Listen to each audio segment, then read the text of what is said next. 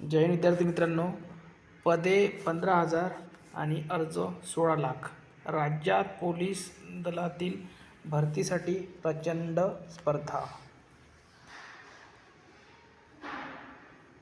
Police शिपाई 12,702 जागा आहेत आणि अर्ज 7,86,500. चालक 478 जागा आहे आणि 1,80,000 फॉर्म आहे.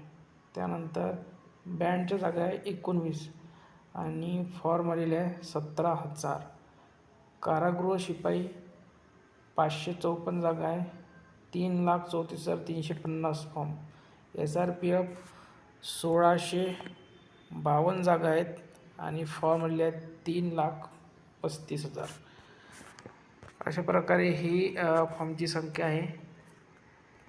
पोलीस दलामध्ये भरती होण्यासाठी स्पर्धा वाढली असल्याचे या वर्षीच्या आकडेवारीतून दिसून येते. मुंबईसह राज्यात पोलीस दलातील वेगवेगळ्या 15,405 पदांसाठी तब्बल 16,52,850 उमेदवारांनी अर्ज केला आहे. सरासरी काढल्यास एका पदासाठी 108 उमेदवार आपले नशीब आजमावणार आहे. मुंबईसह राज्यातील रिक्त पदे भरण्यासाठी सरकारने भरतीची घोषणा केल्यानंतर पोलीस प्रशासनाच्या वतीने प्रत्यक्षात प्रक्रिया सुरू करण्यात आली आहे. शिपाई, चालक, बॅट्समन, कारागृह शिपाई, SRPF अशा वेगवेगळ्या पदांसाठी ही भरती प्रक्रिया सुरू करण्यात आली असून 15,405 जागा भरण्यात येणार आहे. या प्रक्रियेचा पहिला टप्पा 30 नोव्हेंबर रोजी संपला. मात्र राज्याच्या कानाकोपऱ्यातून होणाऱ्या मागणीनुसार ही मुदत 8 दिवसांनी वाढवण्यात आली. ही मुदत संपल्यानंतर 15,405 पदांसाठी तब्बल 16,52,850 उमेदवारांनी अर्ज केल्याचे एका वरिष्ठ अधिकाऱ्याने सांगितले. अर्ज करणाऱ्यांमध्ये ग्रामीण भागातील उच्च शिक्षितांची संख्या अधिक असल्याचे या अधिकाऱ्याने सांगितले.